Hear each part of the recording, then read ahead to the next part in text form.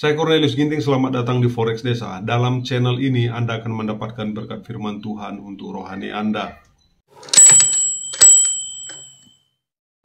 Seperti dilansir dari CNBC Indonesia, serial dokumenter In the Name of God, A Holy Betrayal tengah ramai menjadi perbincangan. Dokumenter yang tayang di Netflix itu mencuri perhatian lantaran mengupas jumlah sekte aliran sesat yang pernah menggemparkan Korea Selatan. Salah satu sekte sesat yang dibahas dalam serial itu adalah Jesus Morning Star atau JMS atau Providence. Aliran itu dicap sesat karena menganggap bahwa hubungan seksual bisa mengampuni dosa. Berikut adalah sederet fakta sekte sesat tersebut yang dirangkum CNBC Indonesia. Yang pertama yaitu pendiri sekte mengklaim diri sebagai Mesias.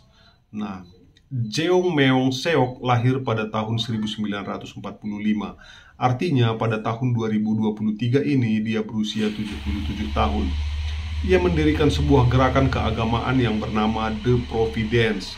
Kemudian dikenal dengan nama Jesus Morning Star atau JMS dan mulai aktif menyebarkan ajaran keagamaannya pada tahun 1980. Sejak saat itu, ia mulai merekrut anggota lainnya. Mantan pengikut Jeong Meong Seok menyebutkan bahwa saat itu Jeong Meong Seok mengklaim bahwa dia mampu meramalkan beberapa hal dan ramalannya terbukti menjadi kenyataan. Di dalam khotbahnya, Jeong Meong Seok sering mengklaim bahwa dirinya adalah seorang Mesias atau wakil Tuhan. Nah, fakta yang kedua yaitu memanfaatkan keterpurukan ekonomi untuk menyebarkan paham sesat. Pada tahun 1980, Korea sedang dalam periode sulit karena keterpurukan ekonomi. Banyak orang merasa depresi, akhirnya membuat penyebaran sekte sesat menjadi lebih mudah. Jeong Meong Seok pun berhasil merekrut banyak mahasiswa yang berasal dari universitas elit di Korea Selatan untuk masuk ke dalam sekte yang didirikannya. Sekte Jeong Meong Seok ini berubah nama menjadi Jesus Morning Star atau JMS. Nah, fakta yang ketiga yaitu ada manipulasi seksualitas ya. Dalam sekte tersebut, setelah Jeong menyampaikan khotbahnya, ia akan mengundang wanita muda yang terpilih untuk pertemuan doa pribadi yang berubah menjadi manipulasi seksual yang mengerikan. Jeong mengklaim bahwa dirinya dipilih oleh Tuhan dan menggunakan otoritas tersebut untuk memaksa mereka melakukan pembersihan spiritual dan menikah dengannya melalui tindakan seksual. Jeong mengatakan kepada wanita muda itu, "Ini bukan kejahatan seksual, Anda hanya menerima kasih Tuhan." Seperti yang dijelaskan dalam serial Netflix, Jeong sering memanipulasi korban sehingga mereka tidak bisa menolak permintaannya. Menurut informan, dia melakukan pelecehan seksual terhadap ratusan pengikut perempuan, bahkan anak di bawah umur. Wanita-wanita cantik inilah yang disebut dengan para mempelai wanita Tuhan. Seorang wanita yang pernah dilecehkan mengaku bahwa Jeong Meong Seok kerap memanggil para wanita muda untuk masuk ke dalam ruang pribadinya. Fakta yang keempat yaitu pendiri sekte dipenjara 10 tahun.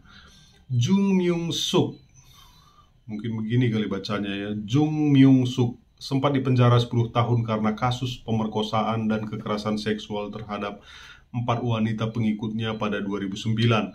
Dalam ajarannya, JMS mengatakan bahwa hubungan seksual dianggap sebagai pengampunan dosa. Salah satu korban yang akhirnya buka suara adalah Maple, seorang wanita muda dan mantan anggota JMS. Ia mengungkapkan pelecehan seksual yang dilakukan Jeong bahkan telah dibebaskan dari penjara.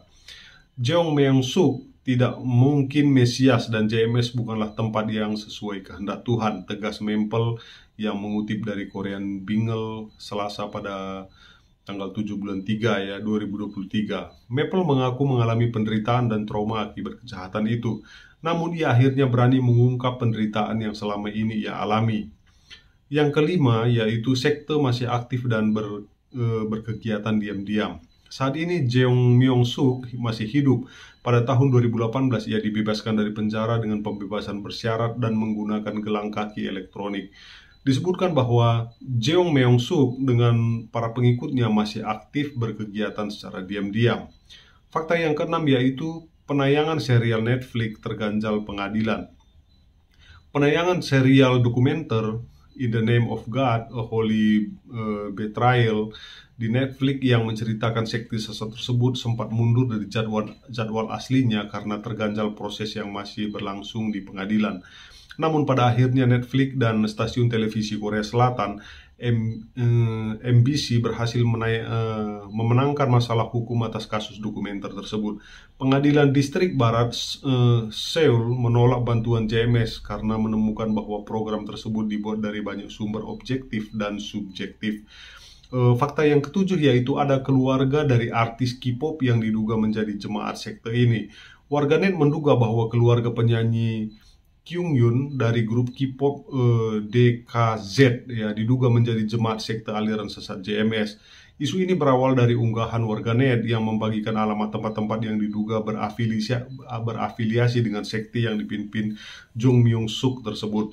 Rupanya salah satu tempat yang disebutkan adalah alamat kafe yang dikelola oleh orang tua sang member DKZ ya. Agensi Dongyo Entertainment pun mengkonfirmasi bahwa orang tua Kyungyun adalah bagian dari gereja tersebut, tetapi mereka telah memutuskan hubungan setelah mengetahui kebenarannya. Yang kedelapan yaitu ada 125 gereja JMS yang tersebar. Setelah film dokumenter Netflix dirilis, ada berbagai postingan di media online yang mengungkap alamat gereja-gereja cabang JMS ini. Seorang warganet menyatakan ini adalah tempat pemimpin sekte yang menyerang 10.000 wanita. Unggahan di media online mencantumkan nama dan alamat lebih dari 17 gereja di 90 kota di seluruh negeri. Sejak saat itu warganet lain pun ikut membagikan sekitar 35 lokasi gereja JMS ya di Korea ya. Di Korea sendiri gereja JMS sudah tersebar sekitar 125 yang menyebar luas ke seluruh kota.